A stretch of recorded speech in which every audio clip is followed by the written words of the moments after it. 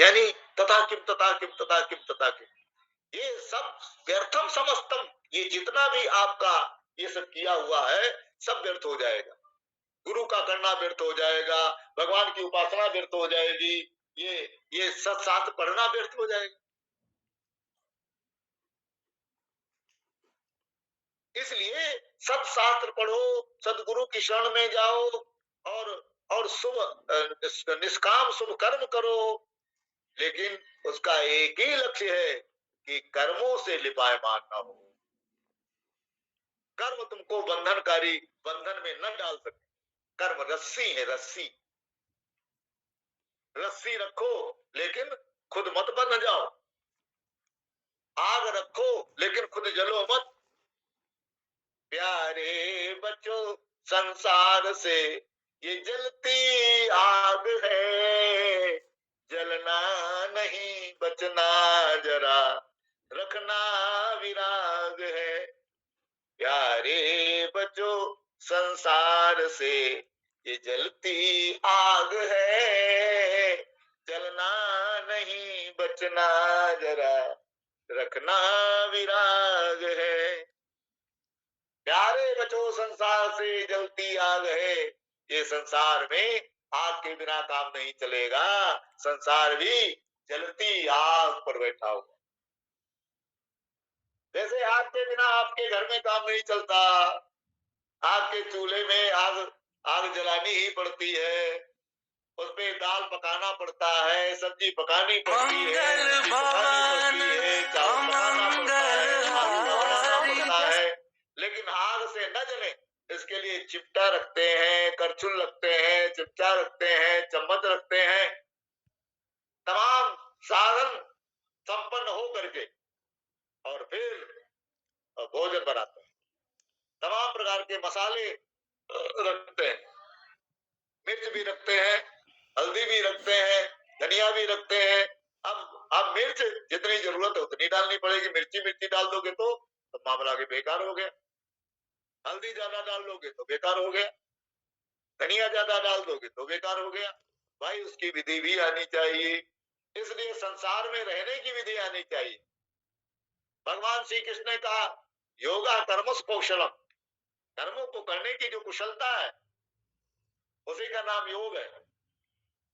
ऐसे ही भोजन को बनाने की कुशलता है, उसी का नाम पाक विज्ञान,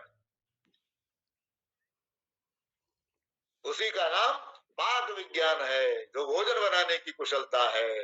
ऐसे ही संसार में जो रहने की कुशलता है उसी का नाम योग है, चाहे कर्म योग हो और चाहे वो भक्ति योग हो, चाहे वो ज्ञान योग हो।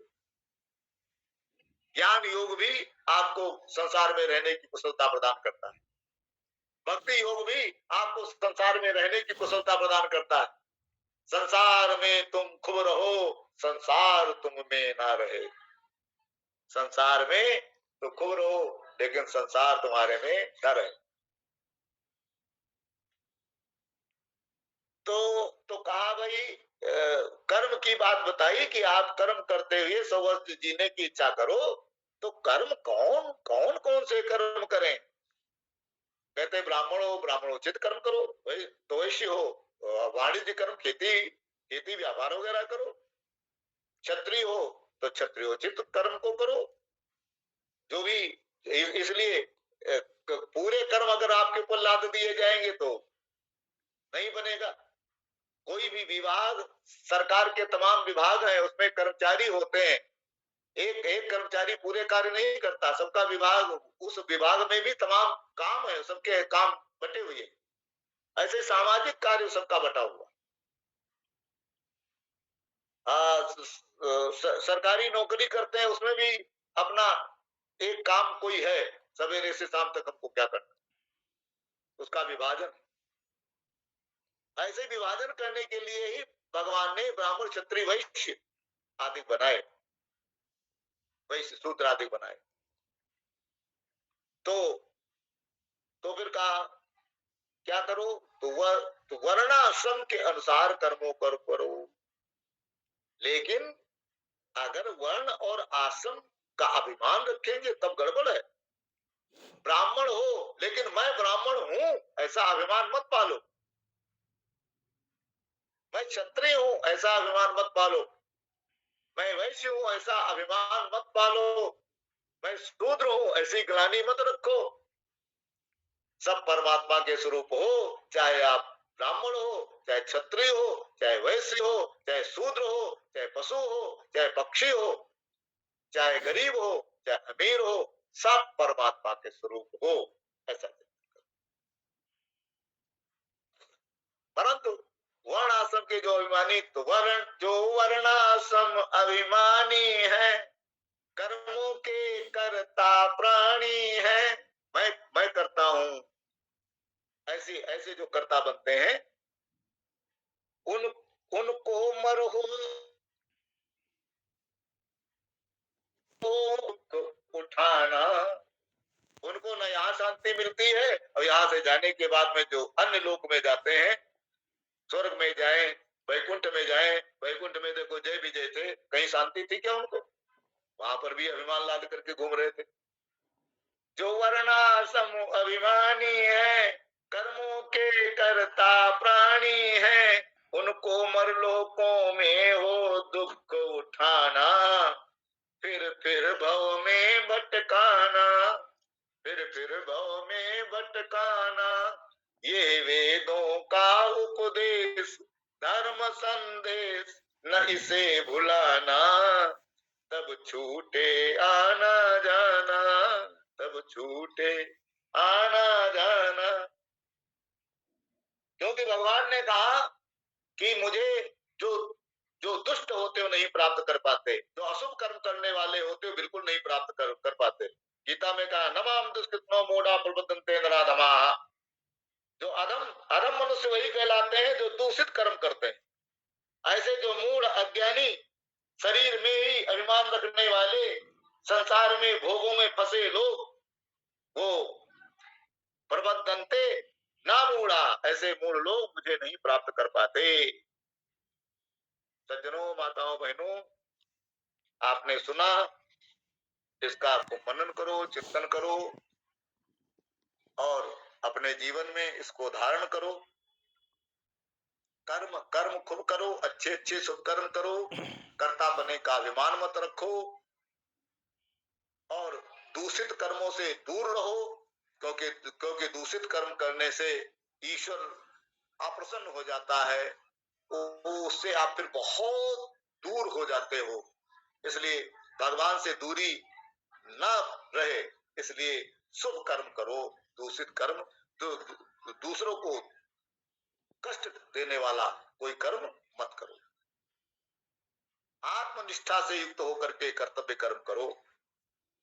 इस प्रकार से जो कोई इस संसार में रहता है, शांति की अनुभूति करता है, यहाँ भी और यहाँ से जाने के बाद में। बोलो सच्चिदानंद भगवान की जय, सद्गुरुदेव भगवान की जय। ओम पूर्णमदः पूर्णमिदं पूर्णात् पूर्णमुदच्यते पूर्णस्य पूर्णमादाय पूर्णमेवावशिष्यते। ओम शांति शांति शांति।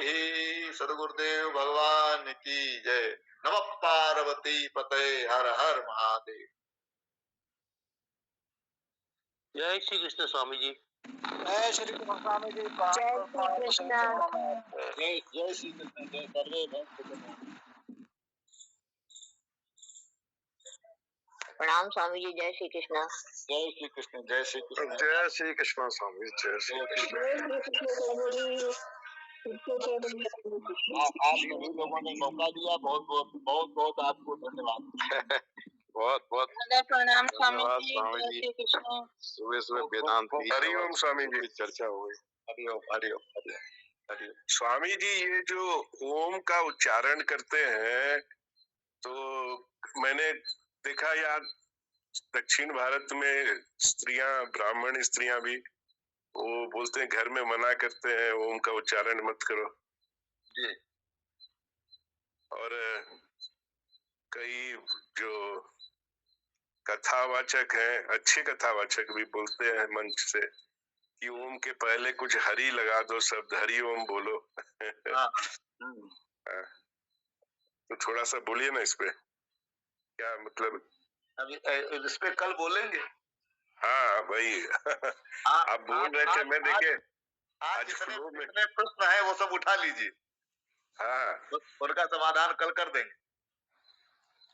ठीक है ना? हाँ, थोड़ा क्या है कि लोग इस तरह सुनने से क्या होता है ना, उनको ऐसे तो मैंने सुना था एक आध जगह कि संस्कृत भी नहीं पढ़ाते हैं यहाँ, मैंने जो गैर ब्राह्मण है उनको।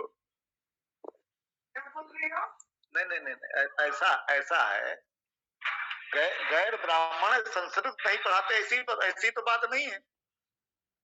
संस्कृत विद्यालय में सबका अधिकार है, वैदिक वैदिक विद्यालय में सबका अधिकार नहीं। वैदिक विद्यालय का मतलब वेद वेद वही पढ़ेगा जो वेदों के अनुसार चले, वेदों के अनुसार पूजा पाठ करवाए। अब सब वेद पढ़ लेंगे तो फिर बहुत सारे कार्य हैं, यानी विशेष करके ब्राह्मण के लिए जरूरी है, क्योंकि वो पूजा पूजा करेगा, पूजा करवाएगा, यज्ञ करेगा, यज्ञ करवाएगा, तो उसका काम है। इसलिए ब्राह्मण को वेद विशेष करके पढ़ना चाहिए। मूर्ख ब्राह्मण कभी अच्छा नहीं होता। मूर्ख मूर्ख जो ब्राह्मण है वो कभी ठीक नहीं है, क्योंकि मूर्ख की इज्जत कोई नहीं करता। आजकल देखो, राहुल गांधी भले ही गांधी परिवार के हैं, बड़े बड़े अच्छे अच्छे पदों पर सब रहे, सब उनके नाना परनाना दादा दादी सब हुए प्रधानमंत्री, लेकिन अब ये मूर्ख पैदा हो गया, इसको कोई प्रधानमंत्री नहीं बनाना चाहता। इसलिए मूर्ख ब्राह्मण कभी भी अच्छा नहीं होता। इसलिए जो जो वैदिकता है ये ब्राह्मण में होनी चाहिए। पूजा पाठ करने का तरीका उसको विशेष करके होना चाहिए, क्योंकि जो जो अध्यापक हो उसको कोई कुछ ना आता हो तो उसके पास कौन पढ़ने के लिए जाए। इसलिए और गीता में वैसे भी स्वामी जी देखो, चारों वर्ण के अपने स्वाभाविक कर्म दे रखे हैं 18वें अध्याय में, सम दम ब्राह्मण के। बिल्कुल बिल्कुल बिल्कुल वो ब्राह्मण के कर्म हैं कि जो उसे करने चाहिए, स्वाभाविक है उसका। ब्राह्मण बने का अभिमान मत रखे। हाँ, ब्राह्मणोचित कर्म। क्षत्रिय क्षत्रियोचित कर्म करे, क्षत्रिय बने का अभिमान मत रखे। हाँ हाँ, सही बात। वैश्य जो है वैश्य वाले अपने वाणिज्य कर्म आदि करे, लेकिन मैं बनिया हूँ, मैं वैश्य हूँ, इसका अभिमान मत पाले। और ऐसे शूद्र ग्लानि का शिकार ना हो, क्योंकि सब भगवान के स्वरूप हैं। सब मम प्रिय सब मम उपजाए, इसलिए सभी में भगवत सत्ता है, ऐसा समझ करके ना तो ग्लानि का शिकार हो ना अहंकार का शिकार हो। ठीक है, बिल्कुल ठीक है स्वामी। हाँ स्वामी जी, देखिए आप तो हम लोगों के बीच में बोल रहे हैं ना, लेकिन क्या हो गया है कि अब जैसे स्वामी जी क्या होता है, ये चर्चा अलग हो जाएगी। जैसे हमने जो सुना ना, बोलते हो ओम होने से वैराग्य होता है, ओम का उच्चारण करने से, तो बोले काम कौन करेगा फिर तो इस तरह की बातें होती है कि घर में स्त्री वैराग्य ले ले, ओंकार का जप करे गृहस्थी में। और नहीं, सुनो कहा हमने, इसीलिए हिंदी में गा करके बता, ज्ञानी होकर शुभ कर्म करो। ओम का उच्चारण करो, चाहे जो कुछ करो, लेकिन शुभ कर्म के बिना शरीर एक सेकंड नहीं रहता ना। एक सेकंड भी शरीर बिना कर्म किए नहीं रहता। को कर्म इंद्रिय अपना कर्म करती है, ज्ञान इंद्रियां अपना कार्य करती हैं, मन अपना कार्य करता है, बुद्धि अपना कार्य करती है, लेकिन सब में एक आत्मा सच्चिदानंद है। ऐसा ऐसा चिंतन करते हुए कार्य करे। क्या है, क्या परेशानी क्या है? अब परिवार में भी पति अपना काम करता, पत्नी अपना काम करती, बच्चे अपना अपना काम करते हैं। वो अपना पढ़ाई लिखाई करते हैं, पति व्यापार करता है, पत्नी जो है घर के काम धंधे करती है, वो भी कभी कभी व्यापार में अपना हाथ बटाती है। लेकिन अब अभिमान करके लोग बैठे तो गड़बड़ हो जाए। इसलिए अभिमान से काम नहीं चलता। वो कर्म करने से होता है, अभिमान से नहीं होता। बात आई ना समझ में?